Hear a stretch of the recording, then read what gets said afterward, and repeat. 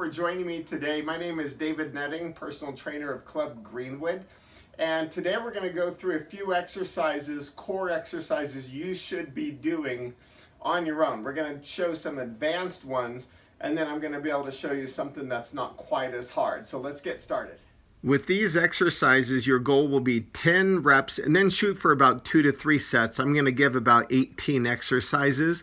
Going from a little bit more advanced to more moderate, you can kind of just watch the movement and be able to understand hopefully what's going on there. Side plank with the leg abduction here, or rollout if you happen to have an ab wheel. I'm just going to show 5 reps through each exercise just to give you a quick example. And this one, if you don't have an ab wheel and you happen to have a stability ball, that would work as well. You could always grab a towel or a paper plate as well if you have a tile or wood flooring and be able to slide forward, and those work well. Here, a side plank with clams. So that lower oblique is getting that contraction, and then I'm getting the clam to work there on the top side. Great exercise, just kind of required some different movements here. Some different exercises you might not be normally doing, and so it's great to be able to mix in some different ones, just kind of give you some fresh ideas. This one's a reverse curl from a figure 4 position. Here we're doing a Russian twist. If you don't have a medicine ball, just grab a dumbbell or even just do it with body weight. You don't actually need any weight on that one.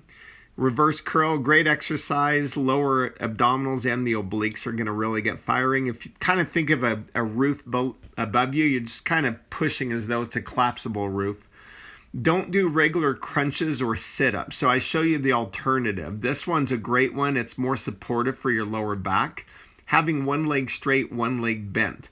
By having one leg straight, it actually will soften from that angle from the hip. So the hips are absorbing it, not the lower back. If you think of as you're curling and rolling on down, these ones can add up really quick if you go really slow as you descend back down towards the ground.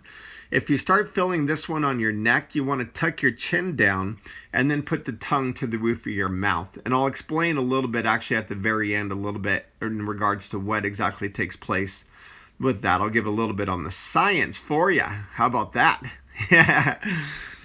This one nice and slow there through the movement. Half kneeling wood chopper lift is what this one is. If you don't have the medicine ball, again, just try to grab a dumbbell or anything that's weight loaded.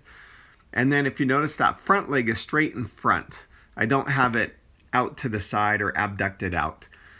Just motioning there. On this one, I'm going to feel the lower oblique on that left side. You may even be just taking notes as you're going through some of these different ones. This one is called a dead bug. So I'm going opposite arm, opposite leg, just trying to press those lower abdominals down. Think of a blood pressure cuff below your lower back, trying to take big, deep breaths as you're doing the movement. Opposite arm, opposite leg also will work right brain, left brain. So a lot of good function, good things working there with that one. And it allows your spine not to move. One of the functions of core movement is to not move your spine. So it's a great one. Same with this one. If you need any type of lower back, I'm going to do another lower back one that'll explain a little bit more. But if you have a lower back issue or a neck issue or a shoulder issue, this is a great exercise. Really good on complementing the core movement without letting those other ones get in the way. We don't want those other joints in the way in that regard.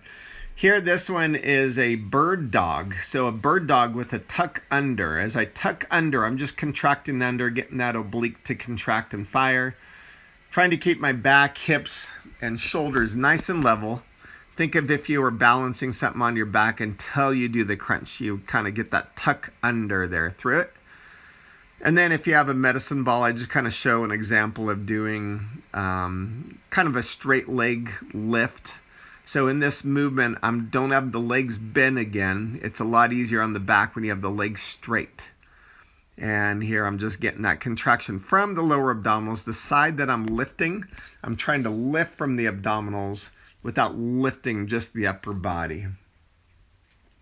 This one's called a Palloff press. If you happen to have a band or a cable, you could use this. I'm not going to show both sides. I'm just going to show one. Great exercise in getting those internal muscles. Here, just doing little circles be able to get the movement there working through. With the circles, you don't want to go too wide on it. You want to just stay nice and narrow. And then a half kneeling rotation. So the outside leg is down, inside leg is the one that's down on the ground with the stretch. And then just an opposite arm, opposite straight leg reach. This one's going to get a little bit different contraction through the obliques. Always through all core exercises, you want to focus on big, deep breaths. So breathing out as you contract, take the big, deep breath through the movement. Try to lift from the core muscles. Don't take the movement from your neck or shoulders or lower back. And that's the problem a lot of times is we use those other functions to create the movement. Here, a lower back extension. Don't lift your legs on this one, which is called Superman's. Those are outdated. That's actually more harmful on your lower back.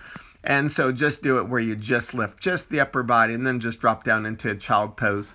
Thanks for joining me. Thanks so much for joining me for that core workout of all those different exercises. We have some very more advanced ones and then some that are going to be a little bit more modified. If you have any type of lower back issues, avoid the lower back strain. You want to lift and pull from your abdominals.